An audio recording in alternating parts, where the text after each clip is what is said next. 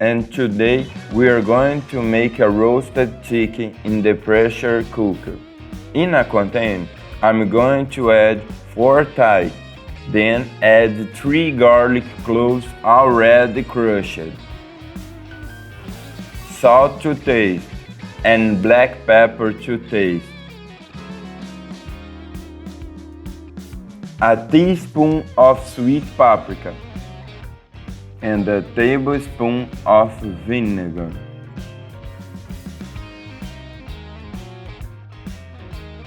And with our own hands, we are going to mix it very well so that this seasoning gets all over the chicken. We are going to reserve this chicken on the side in a pressure cooker. Add a tablespoon of butter, a tablespoon of olive oil,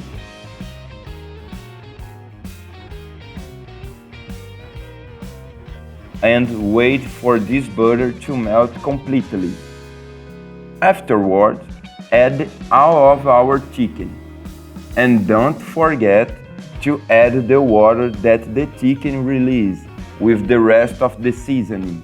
When it's already well fried underneath, let's turn this chicken over.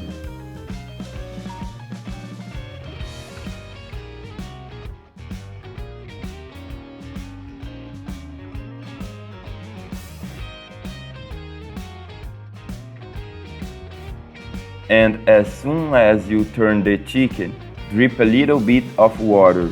As soon as this water dries up, you just need to drip some more. I put 2 tablespoons of tomato sauce.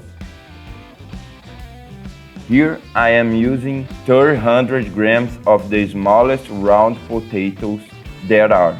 I'm going to pierce it with a toothpick and pierce them on both sides. This will make it easier to cook. Let's fill up with 100 ml of water and then just cover the potato and let it cook for 3 to 6 minutes.